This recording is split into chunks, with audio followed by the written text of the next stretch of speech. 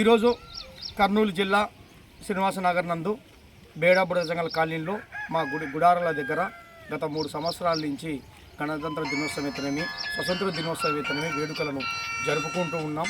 ఎందుకనగా ఈ భారతదేశంలో పుట్టిన ప్రతి పౌరుడు, ప్రతి ఒక్క వ్యక్తి జాతీయ జెండాను గౌరవించాలా.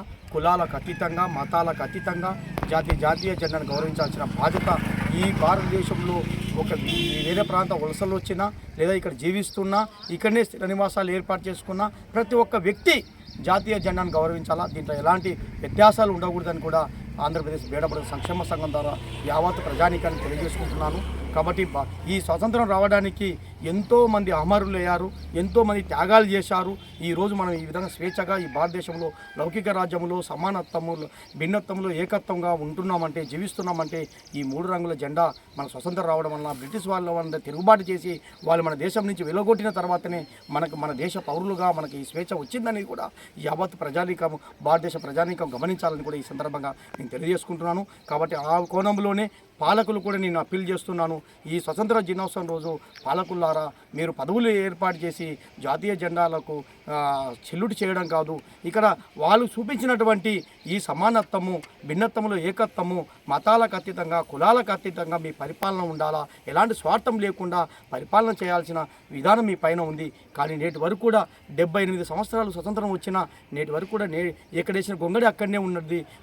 ఎస్సీ ఎస్టీలో ఉన్నటువంటి సంచార కులాలు ఈ నేటి వరకు కూడా సమాజంలో ఎదుగుదల లేవు, సమానత్వం లేదు, సర్టిఫికేట్ లేక, రిజర్వేషన్ హక్కులు అందుకోలేక చిన్న భిన్నంగా వ్యవస్థ ఏర్పడుతుంది. ఇది సాక్షాత్తు నిన్న సుప్రీంకోర్టు ఏబిసిడి వర్గీకరణ చేసేటప్పుడే చెప్పింది. ఈ వర్గీకరణ చేయడం వల్ల మాలమాదిగలకే కాదు, ఇంకా కింది స్థాయిలో అట్టడుగున్న కులాలు నేటి వరకు కూడా సమాజంలో ఎదుగుదల లేదు. దీనివల్ల ఎవరు వాట వాళ్ళకి ఇస్తే వారు ఎదుగుతారు కదా అని చెప్పి సుప్రీంకోర్టు న్యాయస్థానము, సుప్రీంకోర్టే మనకు గైడ్లైన్స్ ఇచ్చింది, తీర్పు ఇచ్చిందంటే ఒకసారి పాలకులారా ఆలోచించండి. మీరు ఓటు బ్యాంకు రాజకీయాలు చూడొద్దండి, మన జనబలం మీరు చూసుకోవద్దండి.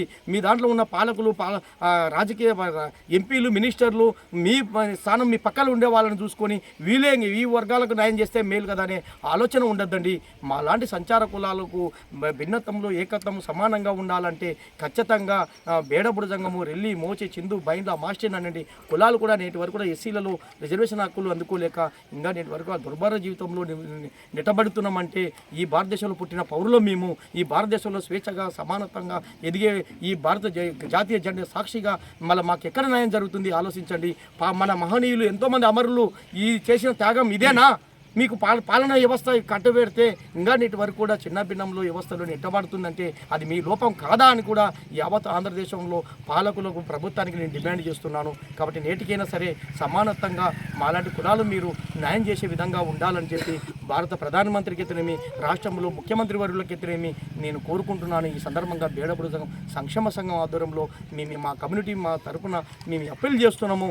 ఇంకా నేటి వరకైనా మళ్ళొచ్చే స్వతంత్ర దినోత్సవమైనా లేదా గణతంత్ర దినోత్సవమైనా మాకు సమాన న్యాయం జరిగిందని చెప్పి మేము స్వేచ్ఛగా సమానంగా మీ పాలన వ్యవస్థను కొనియాడే విధంగా చేసుకుంటారని, ఆ విధంగా ఉండాలని చెప్పి పాలకులు నేను చేస్తున్నాను. మీ స్వార్థంతో పరిపాలన చేయకుండా అందరినీ సమన్వయం చేసే విధంగా ఉండండి. ఆ రోజే మనము ఈ మహనీయులకు నివాళులర్పించిన వాళ్ళు ఇచ్చిన స్వతంత్రాన్ని మనం కూడా స్వేచ్ఛగా సమానంగా అనుభవించిన వాళ్ళం అవుతామని కూడా ఈ సందర్భంగా ప్రభుత్వానికి నేను అప్పీల్ చేసుకుంటూ, కోరుకుంటూ సెలవు తీసుకుంటాను. జై హింద్.